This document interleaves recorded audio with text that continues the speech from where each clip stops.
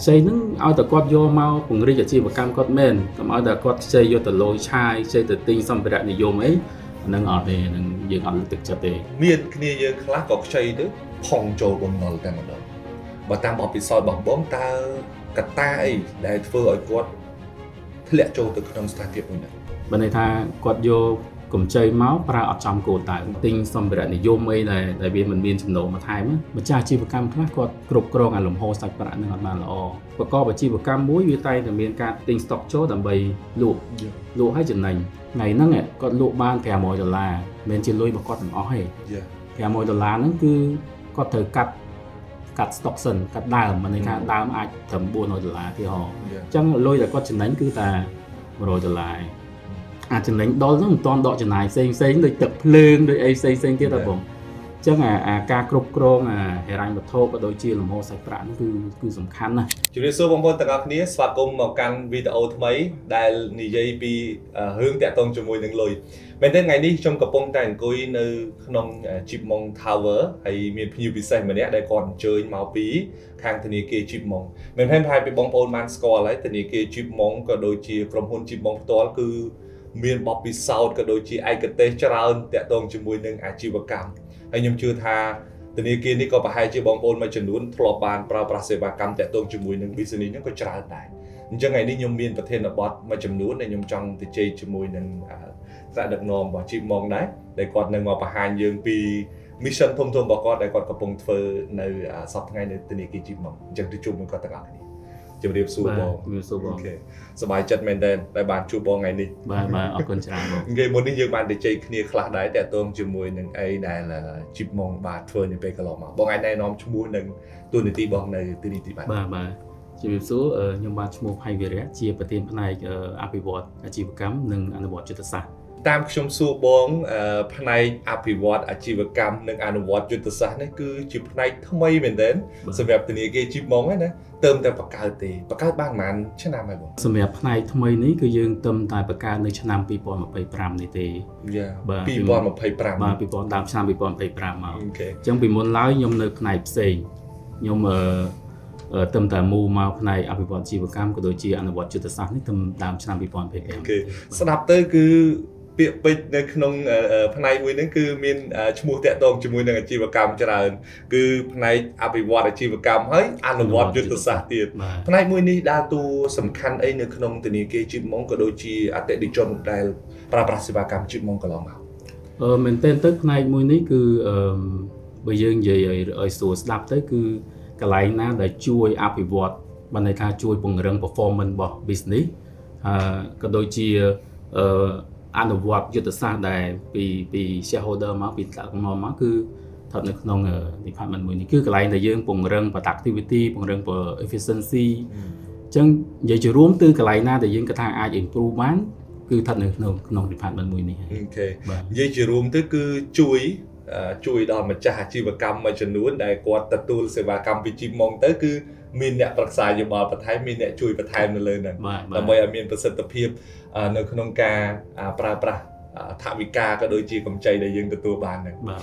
จังบางคนอันนี้เป็นเซมเมนเทนภายในมวยนี่คือจีภายในดาวสำคัญโดยจะบอกมือเรียบานเลิกลางจังคือจีภายในสำคัญเมนเทนได้ช่วยปงเรื่องในประสิทธิภาพมาจนนู้นแต่ตรงจมวยหนึ่งสกัดมาเพียบในการกำใจเสียจีเป็นเซบองได้จีมันจะจีวกรรมไปให้จีเธอจูบมวยภายในบองจราแต่ตรงจมวยหนึ่งรีบจำแผนการแบบไม่รีบจำยุทธศาสตร์แบบไม่ดำใบเอาเนี่ยยังตัวบานกำใจเต๋อปราจำเขาได้ละอ๋อในขนมหนึ่งเมนเทนยมชื่อท่าบายจีบองวิเดทลบจูบจมวยหนึ่งมันจะชีวกรรมนั่นจราแต่ตรงจมวยการปรักษาอยู่บอลอะไรเสียเนี่ยนะให้บองสังเกตเคยท่ามาอยากจงคอยนี้เราเวียงจีบมองแบงให้หนึ่งได้กูบายยืนดำนาการแบบนาได้ในขนมการเฟื่อชีวกรรมคือยมเมื่อเคยเนี่ยจะรวมtớiอะไรนี่คือสำหรับจิมมองแบงคือยัง close ជាមួយនៅទីជនច្រើនបាទបើន័យថាពីថ្នាក់ក្រោមដល់ថ្នាក់លើគឺយើងទៅ connect ផ្ទាល់ជាមួយទីជនហ្មងគឺណាបើនិយាយសាមញ្ញទៅគឺជើងជាន់ដីអញ្ចឹងមិនមែនន័យថាមានតែ sell team ទេដែលគាត់ចោះទៅជួបទីជនគឺថ្នាក់ដឹកនាំកម្ពុជាក៏យើងចោះទៅ market ដើម្បីជួបជាមួយទីជនដែរក្នុងគោលបំណងដើម្បីយើង understand ពីតិជនយើងចង់បានអីដែលគាត់មាន challenge អីយើងអាចជួយអីគាត់បានដើម្បីឲ្យ vậy tới chiềuរួមcứ dương trong understand vì tại chung dương bạn trả là bây dương thường mấy thật đo là vậy để quạt lo xem quạt bọc bị sao bị nhóm chưa công ngay nghe bạn say mình đến có chọc từ mua lực than từ khai được kia này hay miền rương khác đại dương cái tha vì miền Pành Hà từ lừa cả cục cồn hay rành một thôi trong su bong này khi dương khác cứ ao từ lừa bị tha xây lôi từ nia kia nó cứ còn khai mà còn khai thang trong hồ si đây trong bạc ảo business đừng ở thùng đấy bên tay lừa tập bị xây lôi từ nia kia cứ prư rồng thầy nên xem bom với cái tha yang vậy đại xem stan phía bên này chỉ mindset môi để miền bị đào mau chẳng mong và bây giờ vậy mình tên tới bom nó cứ bây giờ vậy vì miền positive side và miền negative side này bởi vậy bị positive side bên đây tha áo thì dương vô bom nó nó mà bây mà vừa chỉ và cám hay hộp ra chùm đánh từ lọ màu vĩnh cứ dương ở chùm đánh này vì họ tha dương vậy sắm anh tha dương chơi bom nó mà mơ là làm vì thằng này kia bởi dương vậy bị ca pra thằng này kia cứ mình đòi môi phía rồi phong mà khai trong việc tiêm mình tên tiêm chiêng để dương chơi nâng khéo ai bay buồn chân tự trong một sân chỉ dương vô mà mở nâng dương mà họ mà bạc co và chi bạc cam là bay rồi pra chùm đánh ban lượt pin rồi để lá cứ ban này thà dương chân này anh nó ngừng positive side cho mình đây tha bầm no từng offset khỏi tại bữa sân gì dương vô mà mới nó tập hợp khóc cô đài bên đây tha dương vô tập vừa ép sinh tại mình trong cô đài mình từ tua ban trả chấm nên từ lọ mau với nó cứ bầm no nó cứ về negative rồi bên đây tha đôi từ bây giờ còn lược lại chân cứ còn đừng pay class cho mình nó chắc là nó việc offset nó lơ hưởng tha chơi mình chơi gì và đây sắm khác xây như được vừa ấy okay. Chân dương rô mua là hai này các xây nó gọi khơi sân bạn dương đừng tha tới dương pra cầm chơi rồi cái pra bầm nol nứng vì trời ọt chân được bằng về lược lại chân cứ hướng xây lôi kê ní mình đến việc còn để chia mindset bao nhiêu này cái đó on á xây lôi kê on á để từ vô ball pk bàn tay chạy đấy dương mình ai miền thôn thiên từng song từ từ này mình trả chiều cam bị trán cứ mình từng ói này còn ở tuần to luôn đó nè bị trán những cái na còn ở tuần to luôn khác có xây từ này kia là tại xây nó ao từ con vô mau cùng đi chiều cam con men cầm ao từ con xây vô từ lối chai xây từ tinh xong về đại này vô mấy năng ở đây năng dương ở thực chất đấy miền kia dương khác có xây đó phong trào bom nol tại mà đó và tam bảo bị soi bọc bom ta cắt tay để phơi ở quạt lẽ trâu từ trong start tiếp mình vì nhôm tôi vĩnh ở đôi chim miền ta tràn ta nhôm lực là ta môi trường nồn chỉ cô lớn này tìm muối cổ đại bên này ta quạt vô cùng chơi máu para ở trong cổ đại đôi nhôm gì bị thằng đào chẳng cứ bữa sau này quạt vô cùng chơi nâng máu cùng đi chi một cam làm bay bằng cam chùm nổ thém chẳng cứ vì ở chỉ bàn nhà hàng thì tái chúng cá con vô máu ấp phơi trong cổ đại con vô mình vô một vị trí một cám bay chia tới về từ đẩy lô rồi có tinh xong về này vô mây này tại vì mình biên chấm nổ mà thay á anh nó tìm mùi chấm nói tí pí phơi con phong đá cứ cạn này là con miên bầm nó lơ lục bên này tha con bầm nó thong bản đá mình được dưới miên chấm nổ xinh cái gì chẳng chẳng thời đăng luôn anh thay dưới miên payment capacity là tập hiệp song cầm rật nè mình thay dương chưa đặt xây tam chật dương bật sân chia bầm nó dương trán ca son từ lọc tới vĩnh cơ sở này cho một sân chia bầm nó nâng lơ lúc với ca son từ lọc tới vĩnh có hồ xi máu còn là bong từ lọc tới vĩnh còn là bong tập hồ xi mà bong có tạo minh lôi đồng bày tinh stock châu thái này giống chiều ruộng du tới business có nâng đảo nâng cho nói tip bấy nhưng cái thay ai bẻ con chỉ mồi là ca cục rong khai flow đây ca cục rong khai flow mình ban này thay dương lụa đắt cứ dương bên khai flow ấy chúng cá dương lụa có ai lụa chụp bẹt lụa ấy đây dương thở đăng tha dương lụa đắt nâng mùi ấy dương thở đăng tha như đây còn nâng son từ lọc một với np là khai flow dương ai toàn chỉ mồi là ca bong từ này kia ở chứ ngày bên đây khai flow nó là chỉ vào cam cha chỉ vào cam mùi có của ta focus này. Chúng ta thay vì cứ chỉ chủng ngữ mỗi đại vì trả rư mình tên nơi trong business hay nhưng cái thay bóng ôn và hay chia thở ca chủng núi trả hơn vì nẹ chủng niên hay mình tên bỏ dương còn tại kết luôn ấy hay dương ở sắc xa vì ấy đại bóng vì đại ban lợt lại nâng mau tế hay dương ở tập về khoa lối dương tàu lối xây mỏng pính vô lối xây mỏng pính វាអាចជាដំណោះស្រាយប៉ុន្តែយើងបង្កើតបញ្ហាថ្មី បាទរយៈពេលខ្លី រយៈពេលខ្លីយើងបង្កើតបញ្ហាថ្មីបំណុលយើងកាន់តែច្រើនជាងមុនហើយម្ចាស់បំណុលយើងកាន់តែច្រើនអាហ្នឹងវាប៉ះពាល់ដល់អារម្មណ៍ទៅទៀត បាទបាទ អញ្ចឹងខ្ញុំគិតថានេះគឺជារឿងមួយដែលបងប្អូនត្រូវការជួបជាមួយអ្នកជំនាញអញ្ចឹងបងគិតថាអ្នកខ្លះគាត់ចង់ទៅប្រឹក្សាមួយអ្នកជំនាញដែរប៉ុន្តែគាត់ថាគាត់ខ្មាស់គាត់អត់ហ៊ានជួបលោកគ្រូខាងធនាគារទេគាត់អត់ហ៊ានជួបខាងបុគ្គលិកធនាគារទេពេលខ្លះគាត់ខ្លាចគាត់ខ្មាស់តើអាហ្នឹងវាហានិភ័យអីទេនៅពេលដែលយើងអត់ទៅជែកមួយអ្នកជំនាញចឹងបង ខ្ញុំគិតថាការខ្មាស់អៀនយើងគួរតែទុកម្ដុំសំខាន់យើងត្រូវយល់ថាតើអ្វីដែលវាល្អសម្រាប់ខ្លួនយើងហើយបងអញ្ចឹងបើសិនជាគាត់តែឯងគាត់អាចគិតបានតែមួយឈុំតែបើសិនជាគាត់ជួបជាមួយអ្នកជំនាញគេមានបទពិសោធន៍ច្រើនគាត់អាចប្រឹក្សាយោបល់ឲ្យច្រើនអញ្ចឹងខ្ញុំគិតថាគាត់គួរតែបើកចិត្តទទួលយកការប្រឹក្សាយោបល់នឹងឲ្យបានច្រើនដើម្បីជាគំនិតវាសម្រាប់ក្នុងការសម្រេចចិត្តរបស់គាត់ដែរបើសិនជាគាត់គិតតែឯងគាត់សម្រេចចិត្តតែឯងជួនកាលសម្រេចចិត្តខុសដូចយើងដូចខ្ញុំដូចបងអីចឹងបើសម្រេចចិត្តតែឯងអាចសម្រេចចិត្តខុសតែបើសិនជាមានអ្នកជុំវិញគាត់ជួយផ្ដល់ប្រឹក្សាយោបល់យើងមិនមែនថាយើងតាមគេទាំងអស់ទេយើងយកមកវិភាគយើងយកមកគិតបើសិនជាល្អឬក៏ល្អជាងអ្វីដែលយើងគិតអញ្ចឹងយើងអាចតាមគេដែរពេលខ្លះ ខ្ញុំគិតថាយើងមិនគួរគិតតែឯងទេហើយអ្នកជំនាញដូចខាងជីបម៉ុងគាត់មានអ្នកជំនាញច្រើនហើយបើថ្នាក់ដឹកនាំរបស់ជីបម៉ុងទៀតគឺកម្ពុជាជំនាញតែម្ដងគឺខ្ញុំជឿថាមានវិស័យណាមួយដែលគាត់អត់ធ្លាប់រកស៊ីទេអញ្ចឹងមិនថាបងប្អូនបើកជា restaurant បងប្អូនបើកជារោងចក្រឬបើកជាសហគ្រាសអីផ្សេងគឺអាចសួរនាំជាមួយនឹងក្រុមការងារខ្ញុំជឿថាក្រុមការងាររបស់ធនាគារក៏ធ្វើការស្និទ្ធជាមួយនឹងថ្នាក់ដឹកនាំដែរអញ្ចឹងគាត់អាចចែករំលែកបទពិសោធន៍គាត់អាចដឹងពីប្រព័ន្ធគ្រប់គ្រងមួយចំនួនដែលជំរុញទៅដល់ការសម្រេចចិត្តរបស់យើងនឹងឲ្យបានត្រឹមត្រូវហើយមែនតើគឺខ្ញុំលើកទឹកចិត្តថាជជែកមួយអ្នកជំនាញយើងមានគ្នារឿងល្អប៉ុន្តែបើមានគ្នានឹងជាអ្នកជំនាញទៀតយើងរត់ទៅល្អអូខេបងសង្កេតឃើញថាចន្លោះប្រហោងអីខ្លះដែល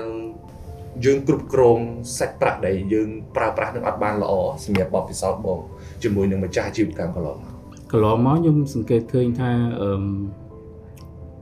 ម្ចាស់អាជីវកម្មខ្លះគាត់គ្រប់គ្រងអាលំហូរសាច់ប្រាក់នឹងអត់បានល្អបើន័យថាធម្មតាប្រកបអាជីវកម្មមួយវាតែងតែមានការទិញចូល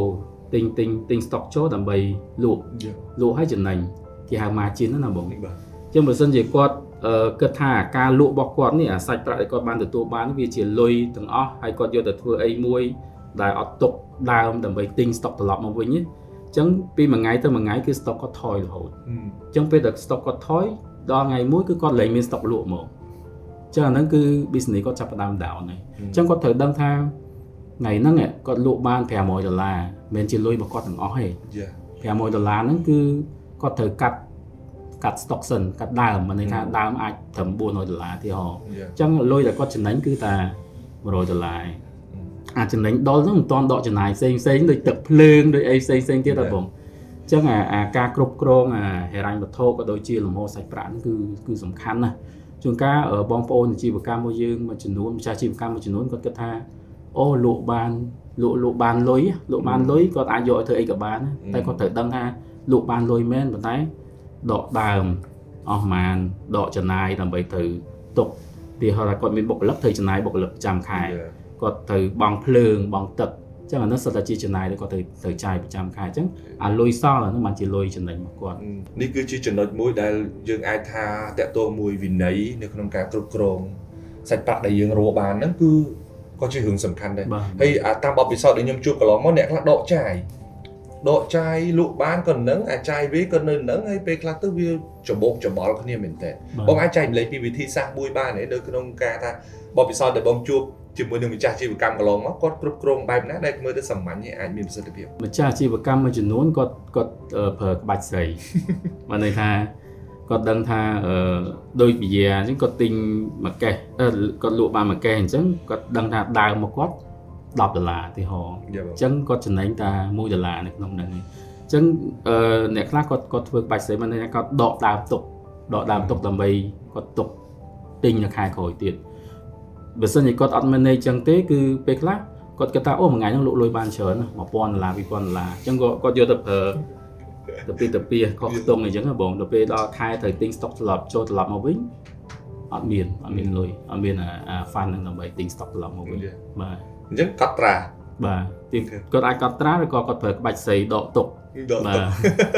នេះគឺជាផ្នែកមួយមែនទែនបងប្អូនមិនចាំបាច់តតែចេះអូ Excel អី software អីរបាយការណ៍ហិរញ្ញវត្ថុអីទេប៉ុន្តែជាក់ស្ដែងយើងត្រូវមានស្មោះត្រង់ខ្លួនឯងណាបាទត្រូវតែល្អិតលើរឿងលុយនឹងបន្តិចហើយមែនទែនខ្ញុំសង្កេតឃើញថានេះជាចន្លោះប្រហោងមួយដែលអ្នកដែលគេល្អិតគឺគេអាចជួយជើងបានយូរហើយគេអត់ងាយនឹងផងខ្លួនទៅក្នុងបំណុលទេដោយសារអីមែនទែនណាយើងមានទម្លាប់មួយអត់សូវចូលចិត្តកត់ត្រាទេយើងចូលចិត្តថាអូអាសេដាក់ជាងខ្លះក៏ចំណាំអាងអ្នកស្គាល់គ្នាណាប៉ុន្តែដល់ពេលដែលមានបញ្ហាទៅយើងដឹងថាធ្វើអីគេអត់កើតទៅទាលុយគេអត់បានអាហ្នឹង cash flow របស់យើងគឺគេអាចជួបបញ្ហាអញ្ចឹងដូចបងលើកឡើងអញ្ចឹងពេលខ្លះទៅមិនចាំបាច់តថា perfect ចេះអី software អីទេ Excel ទេរបាយការណ៍រ៉ាញ់តយអត់ទេប៉ុន្តែត្រូវស្មោះត្រង់ខ្លួនឯងថាត្រូវតែល្អិតលើចំណូលចេញចំណាយចេញចំណូលចូលហ្នឹងត្រូវច្បាស់ខ្លួនឯងកន្លែងហ្នឹងអូខេខ្ញុំសង្កេតឃើញបញ្ហាមួយទៀតថ្ងៃនេះមកនិយាយបញ្ហាច្រើនបញ្ហាមួយទៀតដែលយើងអាសាជួបមែនទែនអ្នកខ្លះគាត់មិនតែមានចំណូលផងអាជីវកម្មគាត់មិនតែមានចំណូលមិនមានប្រភពចំណូលច្បាស់លាស់ទេប៉ុន្តែធនាគារក៏គាត់ approve ឲ្យដែររហូតដល់មានបញ្ហាក្តីក្តាំងគ្នាអីច្រើននៅក្នុងហ្នឹងប៉ុន្តែសម្រាប់ពីជីបមកវិញអាហ្នឹងជាបទពិសោធន៍បងសិក្សាទៅលើអីខ្លះមុននឹងយើងសម្រេចថាឲ្យគាត់ខ្ចីទៅអភិវឌ្ឍអាជីវកម្មបើនិយាយជាគោលការណ៍ហ្មងគឺក្នុងការផ្ដល់កម្ចីមួយគឺយើងមើលទៅលើច្រើនផ្នែកហ្មងទីមួយយើងអាចមើលទៅលើគោលបំណងរបស់គាត់ខ្ចីលូនហ្នឹងក៏ដើម្បីគោលបំណងឲ្យគេយកទៅធ្វើអាជីវកម្មយកទៅទិញផ្ទះឬក៏ទិញអចលនទ្រព្យគឺធ្វើអីនិយាយទៅគោលបំណងច្បាស់លាស់ទី1ទី2យើងមើលទៅលើ payment capacity របស់គាត់លទ្ធភាពសងរបស់គាត់មិនមែនថាយើងចេះតែឲ្យគាត់ខ្ចីអាងលើទ្រព្យគាត់ទេអត់ទេគឺយើងត្រូវមើលថាគាត់មានលទ្ធភាពសងត្រឡប់មកវិញអត់បើសិនយកគាត់ខ្ចីទៅគាត់ទៅពង្រីកអាជីវកម្មគាត់បានចំណូលអូខេហ្នឹងគាត់អាចសងត្រឡប់មកវិញបានតែបើសិនជាយើងមើលទៅអាបំណុលរបស់គាត់នេះវាច្រើនលើសលប់ពេកអា payment capacity គាត់ទូជាងអាសងបំណុលអញ្ចឹងវាមុនក្រោយគឺគាត់ត្រូវតែចូលអាបំណុលវ៉ាន់កឲ្យព្រោះ payment លទ្ធភាពសងមកគាត់ទាបជាងបំណុលរបស់គាត់ទី3យើងមើលទៅលើប្រវត្តិបង់របស់គាត់ដែរបើន័យថាជា CVC report គាត់មានប្រវត្តិធ្លាប់បង់យឺតនៅស្ថាប័នផ្សេងឬក៏គាត់ធ្លាប់ loan ខូចនៅស្ថាប័នផ្សេងគាត់អាហ្នឹងក៏ជា point មួយដែលយើងត្រូវមើលដែរគាត់ស្មោះត្រង់ប៉ុណ្ណាបាទហើយចំណុចចុងក្រោយនោះគឺយើងមើលទៅលើទ្រព្យតម្កល់សម្រាប់អាជីវកម្មសម្រាប់ប្រភេទloan មួយចំនួនណាតែយើងក៏មានប្រភេទ loan ផ្សេងដែរដែលអត់មានទ្រព្យប្រចាំដែរអញ្ចឹងត្រង់កន្លែងនេះគឺចង់បញ្ជាក់បងប្អូនទាំងអស់គ្នាថាពេលខ្លះទៅយើងឈរទៅលើការងារក្រមសីលធម៌ច្រើនទៅលើបច្ចេកទេសធនាគារច្រើនវាមិនមែនចេះតែ approve អីទៅទេហើយសំណួរបន្ទាប់នេះខ្ញុំចង់សួរដល់ពេលខ្លះធនាគារណាក៏ចង់បានភ្ញៀវដែរធនាគារណាក៏ស្ថាប័នណាក៏ចង់បានភ្ញៀវដែរប៉ុន្តែសម្រាប់ជីបមកផ្ទាល់គិតថាយើងផ្ដោតទៅលើអីខ្លះដើម្បីឲ្យភ្ញៀវរបស់យើងបានមកហើយមានប្រសិទ្ធភាពនៅក្នុងការប្រើប្រាស់សេវាកម្មរបស់យើងសំណួរល្អបងណាជារួមខ្ញុំមើលឃើញជាសារពីថ្នាក់ដឹកនាំពីម្ចាស់ភាគហ៊ុនមកគឺយើងចង់ grow in a long term មានន័យថាយើងចង់ grow ឲ្យមានស្ថិរភាព100ឆ្នាំទៅមុខអញ្ចឹងគឺយើងអត់មើលតែចំណូលឬក៏ចង់បានភ្ញៀវតែមួយផ្លែតហ្នឹងឯងគឺយើងត្រូវចង់ long term grow ជាមួយគាត់ពេលតែគាត់ grow យើងក៏ grow ដែរមិនមែនន័យថាយើងផ្ដល់កម្ចីឲ្យគាត់ហើយមួយឆ្នាំក្រោយគាត់ខូចអញ្ចឹងយើងក៏ពិបាកគាត់ក៏ពិបាកដែរត្រូវហើយបងអញ្ចឹងជា message ពី shareholder មកពី key management មកគឺឲ្យខាង sales team ឬក៏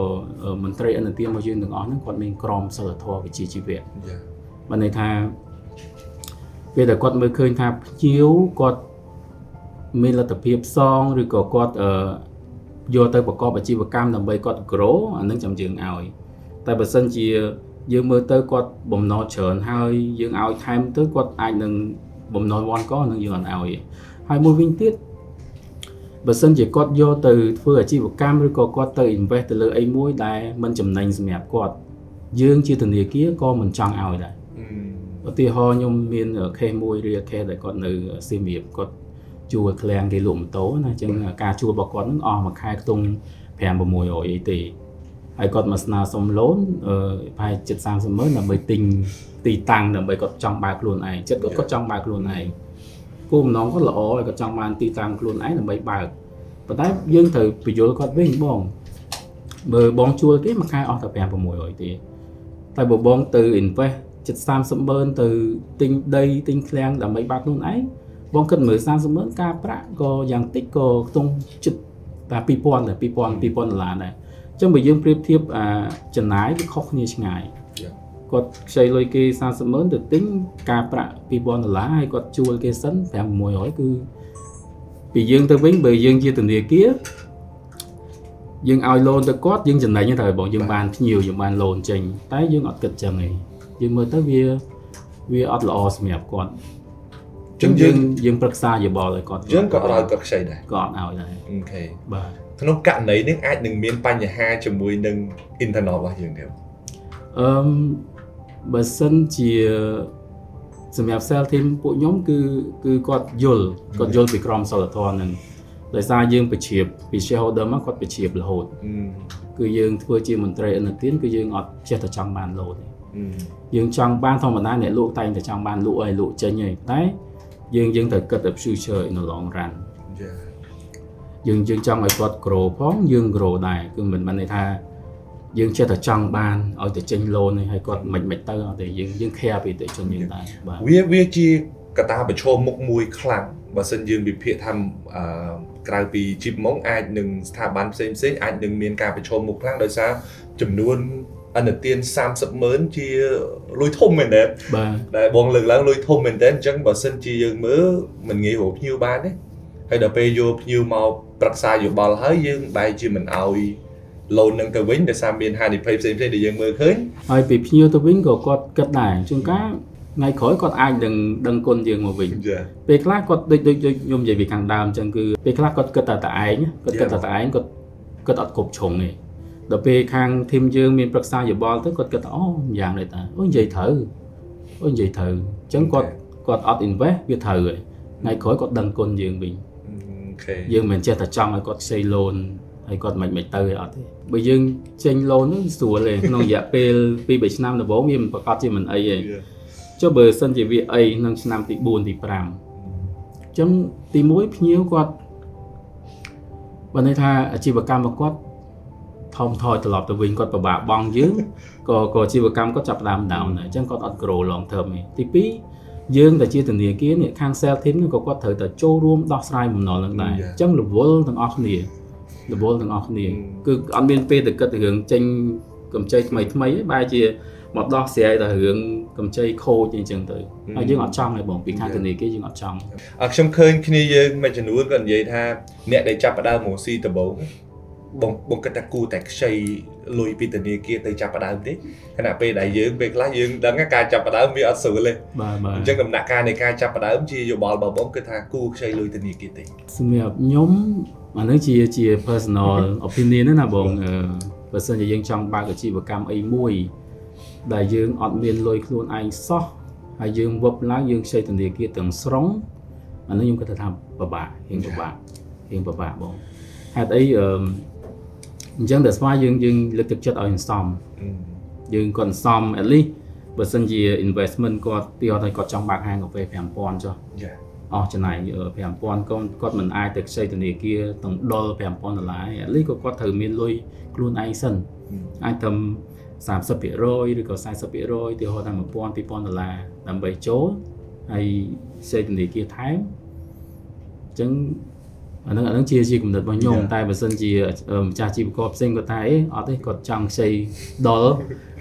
5,000 សរុបទាំងអស់ហ្មងអានឹងក៏ខ្ញុំអត់ហ៊ានថាមិនដែរប៉ុន្តែពីខ្ញុំទៅវិញគឺយើងគួរតែមានលុយសន្សំខ្លួនឯងខ្លះមុនយើងបើកអាជីវកម្មអីមួយហើយយើងត្រូវប្រមាណមើលទៀតថាធម្មតាអាជីវកម្មមួយបើកដំបូងមិនអាចចំណេញទេបងទៅយើងត្រូវតែខាតយើងត្រូវប៉ាន់ស្មានមើលថាយើងអាចខាតរយៈពេលប៉ុន្មានខែហើយយើងត្រៀមលុយសម្រាប់ខាតត្រៀមលុយសម្រាប់បងធនាគារកំឡុងពេលដែលយើងលក់អត់ដាច់នេះ6ខែនឹងបានអត់អញ្ចឹងវា link back ទៅការគ្រប់គ្រងលំហូរសាច់ប្រាក់ដែលខ្ញុំនិយាយខាងដើមអញ្ចឹងបងបើសិនជាយើងអត់ប្រមាណមើលឲ្យបានវែងឆ្ងាយទេគឺយើងបើកមក វានឹងដួលត្រឡប់ទៅវិញដួលហើយអស់ទាំងលុយខ្លួនឯងហើយជាប់មួយទំនល់ធនាគារទៀត ខ្ញុំគិតថារឿងសាច់ប្រាក់នេះរឿងសំខាន់យកតែមែនតើសម្រាប់ business ហ្នឹងណាហើយយោបល់ពីបងទៅវិញបងថាមិនធនាគារមិនកំណាញ់ទេប៉ុន្តែបងប្អូនត្រូវដឹងថាការចាប់ផ្ដើមមួយស៊ីគឺជាចំណុចស្រពេចស្រពិលមែនតើហើយពេលខ្លះដូចបងនិយាយអញ្ចឹង6ខែ7ខែពេលខ្លះរកចំណុចរួចដើមមិនដល់ឃើញទេអញ្ចឹងមានន័យថាបើយើងមិនរួចដើមតែឯងមិនអីទេប៉ុន្តែយើងមិនរួចដើមទេយើងមានអ្នកកំពុងចាប់យកលុយយើងទៀតអញ្ចឹងខ្ញុំគិតថាជើយោបល់បងក៏ល្អមួយយ៉ាងដែរតែដូចបងលើកអញ្ចឹងបើមានខ្លួនឯងទាំង 100% គឺល្អមែនតើប៉ុន្តែបើសិនគិតថាអូយើងឃើញឱកាសទីផ្សារល្អហើយយើងមានលុយប៉ុណ្នេះ 70% 80% អាចខ្ចីក្នុងកម្រិតណាមួយដែលយើងគ្រប់គ្រងបានយើងលើកទឹកចិត្តឲ្យយកប៉ុន្តែនៅតែមានហានិភ័យនៅក្នុងនោះ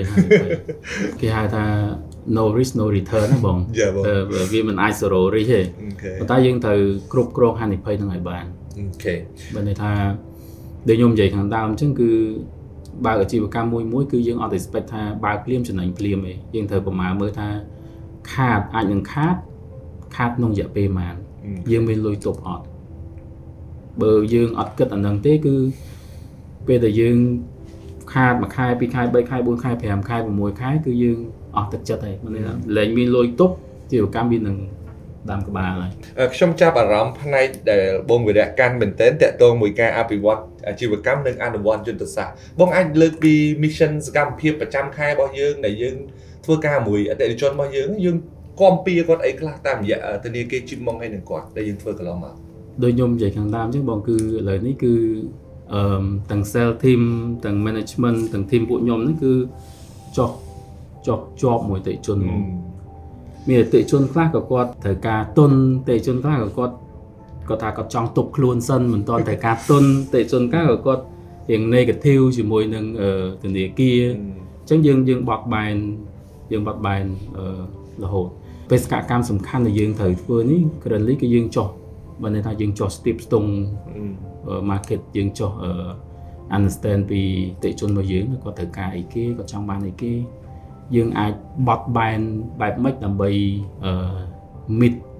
អ្វីដែលគាត់ចង់បានអូខេយើងអាចជួយអីគាត់បានខ្លះខ្ញុំឃើញ slogan មួយរបស់ Chipmunk Bank គឺកម្ចីងាយស្រួលនិងបត់បែនអានឹងបែបម៉េចវិញបងអាចបញ្យល់បន្ថែមទេធម្មតាបងកម្ចីយើងតែងតែមានគោលនយោបាយកម្ចីហើយដើម្បីចេញកម្ចីនឹងមួយបានត្រូវមានrequire document គេខ្លះចឹងទៅហ្នឹងជាគោលនយោបាយរបស់ធនាគារមួយប៉ុន្តែធនាគារ Chipmunk គឺយើងបត់បែនមានន័យថាអ្នកដែលគាត់ review loan អ្នកដែលគាត់ approve loan ហ្នឹងក៏គាត់ទៅជាមួយខាង sales team ដែរចុះ market ដែរដល់ពេលគាត់ចុះទៅគាត់ដឹងអូអតិថិជនគាត់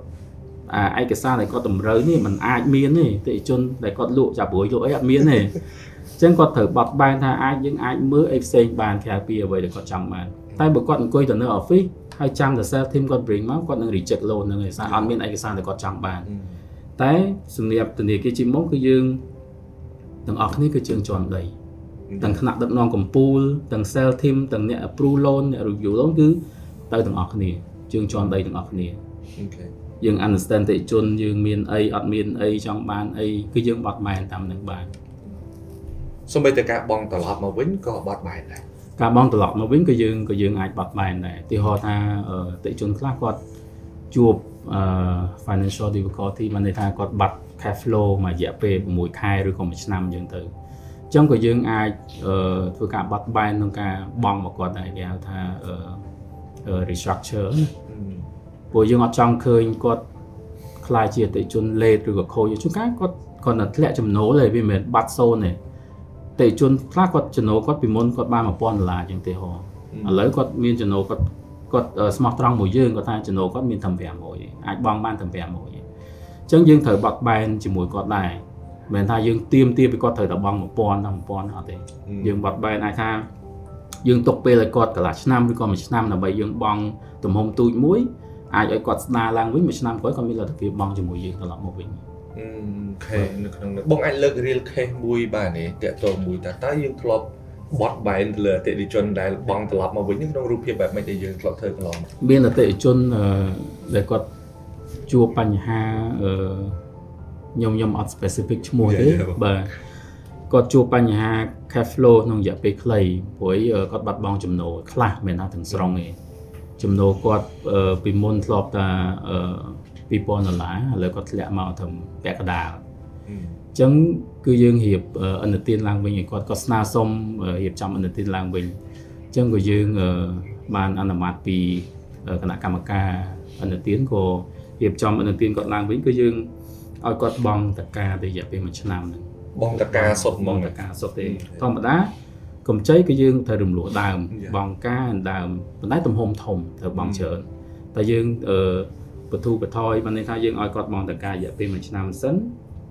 ហើយចាំបន្ទាប់ពីហ្នឹងទៀតបានយើងឲ្យគាត់បង់ត្រឡប់មកវិញបាទនេះគឺជា real case មួយដែលយើងបានធ្វើកន្លងមកតែមិនតែមួយទេបងយើងជួបរៀងច្រើនដែរបាទយើងសម្រួលតេជនច្រើនខ្ញុំជឿថាបងប្អូនទាំងអស់គ្នាប្រហែលជាស្គាល់ធនាគារ Chipmunk មែនតើគាត់ធ្វើការច្រើនមែនតើជាពិសេសជាមួយនឹងបងដែលជាម្ចាស់អាជីវកម្មទៅលើទុនបង្វិលទៅលើអីហ្នឹងប្រហែលជាត្រូវការ Chipmunk ច្រើនហើយមែនតើបងបើតាមបទពិសោធន៍បងកន្លងមកធនាគារខ្មែរមានម្ចាស់ជាខ្មែរហើយធ្វើការមួយខ្មែរអញ្ចឹងយើងគិតថាវាផ្ដល់អត្ថប្រយោជន៍ល្អបែបណាខ្លះសម្រាប់សម្របសម្រួលគ្នាបានល្អច្រើនទេបងនៅក្នុងទីផ្សារបាទបងអរគុណច្រើនសម្រាប់ខ្ញុំមើលឃើញថាដោយសារតែធនាគារChipmunkគឺជាធនាគារកូនខ្មែរ 100% ហើយភាគទុននឹករបស់ធនាគារChipmunkគឺគាត់សិតតែជាម្ចាស់អាជីវកម្មយើងអាចនិយាយបានថាជោគជ័យនៅក្នុងស្រុកខ្មែរណាបងគឺមានអាជីវកម្មច្រើននិយាយទៅគាត់ធ្លាប់ធ្វើអាជីវកម្មគាត់ understand គាត់យល់ពីម្ចាស់អាជីវកម្មបានច្រើនបាទអញ្ចឹងវាខុសពីភាគទុននឹកមួយចំនួនដែលគាត់មិនមែនជាអាជីវករគាត់ថាជាអត់ធ្លាប់បើកអាជីវកម្មខ្លួនឯងអញ្ចឹងគាត់អត់ដឹងថាអាជីវករមួយគាត់មានអីគាត់អត់អីគាត់ challenge អីគេខ្លះអញ្ចឹងសម្រាប់Chipmunkដោយសារគាត់មានអាជីវកម្មច្រើនគាត់យល់ពី business ច្រើនអញ្ចឹងflexibility ការបត់បែនក៏យើងអាចងាយស្រួលសម្រាប់អាជីវករដែរហើយ on top of that មានន័យថាលើពីនឹងទៀតគឺគាត់អាចបញ្ជ្រាបគំនិតអាជីវកម្មហ្នឹងទៅខាង sales team យើងហើយ sales team ក៏យើងបញ្ជ្រាបតទៅអតិថិជនដែរការគ្រប់គ្រងអាជីវកម្មបែបម៉េចការគ្រប់គ្រង cash flow បែបម៉េចខ្ញុំគិតថាល្អសម្រាប់អតិថិជនរបស់ChipmunkបងធនាគារChipmunkបច្ចុប្បន្នដែលបងប្អូនទាំងអស់គ្នាស្គាល់ថាជាធនាគារខ្មែរយើងតែម្ដងដែលមានភាគហ៊ុននឹកក៏ជាខ្មែរទាំងស្រុងតែម្ដងអញ្ចឹងបច្ចុប្បន្នយើងមានទីស្នាក់ការកណ្ដាលនៅណាវិញបច្ចុប្បន្ននេះយើងមានទីស្នាក់ការកណ្ដាលនៅChipmunkបាក់ទូកតែក្នុងពេលឆាប់ៗនេះយើងនឹងមូវមកអគារភោគនីយកម្មChipmunk Tower អូខេបាទ Chipmunk Tower ដែលបងប្អូនបានឃើញចុះពីស្ពាន Techno មកហ្នឹងនៅខាងឆ្វេងដៃស្គម Sky មែនតើនៅកន្លែងនេះអញ្ចឹងទីទៀតធនាគារChipmunkនឹងមូវមកកាន់អគារពហុពាណិជ្ជកម្មនេះអញ្ចឹងបងប្អូនអាចអញ្ជើញមកហ្នឹងបងប្អូនអាចឃើញអញ្ចឹងតលាយមែនតើចំណតអីតលាយច្រើនហើយសម្រាប់ទីផ្សារសាខានៅខេត្តអីមិនដែរបងឥឡូវនេះយើងមាននៅខេត្តធំ3នៅបាត់ដំបងកំពង់ចាមសៀមរាបតែយើងអត់កំណត់តែ3ហ្នឹងឯងដោយសារយើងមានមន្ត្រីឥណទានហ្នឹងគឺចុះទៅដល់គ្រប់ទីតាំងទាំងអស់ទូទាំងប្រទេសអញ្ចឹងមិនន័យថាយើងចុះទៅដល់អតិថិជនបានគ្រប់ខេត្តក្រុងទាំងអស់បាទអញ្ចឹងសាខាយើងមាននៅ3ខេត្តទេប៉ុន្តែមិនមែនមានសេវាកម្មយើងមានតែប៉ុណ្្នឹងអញ្ចឹងមានន័យថាមន្ត្រីឥណទានរបស់Chipmunkហ្នឹងគឺចុះទៅគ្រប់ខេត្តតែម្ដងអញ្ចឹងបងប្អូនដែលបានប្រើប្រាស់សេវាកម្មធនាគារChipmunkអាច comment ខាងក្រោមមួយមែនចង់ដឹងថាបងប្អូនបានប្រើនៅហើយធនាគារខ្មែរយើងផងហើយយើងអត់ប្រើអានឹងអត់កើតដែរអញ្ចឹងយើងមានមន្ត្រីឥណទានចុះទៅតាមខេត្តគ្រប់ខេត្តហើយអាចនឹងមានផែនការបរិយាទៅ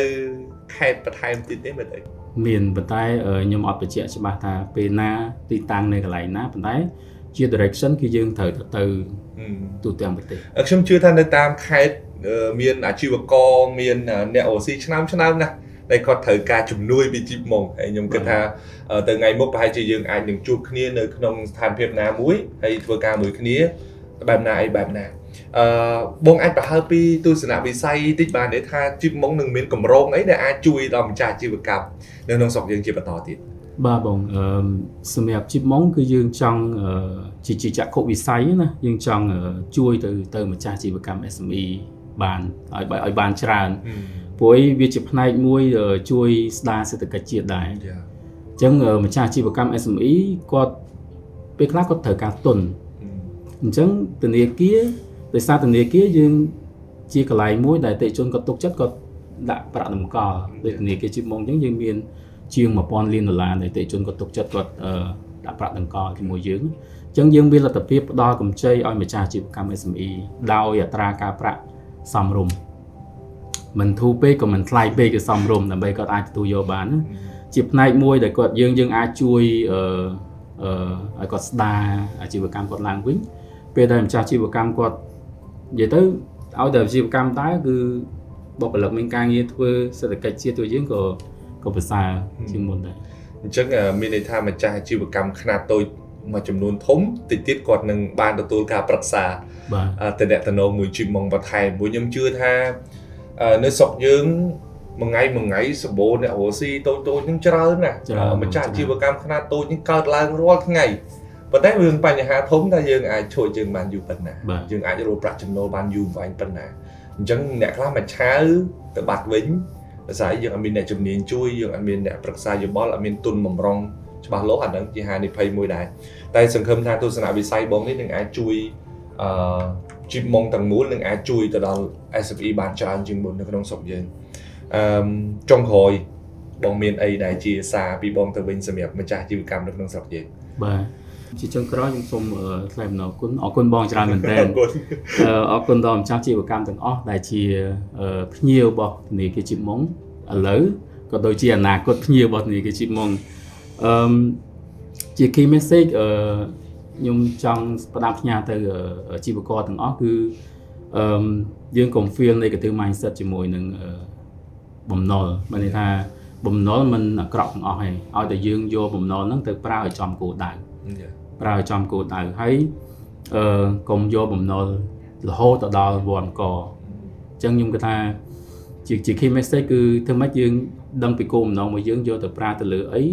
អាចចំណេញត្រឡប់មកវិញអត់ហើយកុំប្រើបំណុលលើសលប់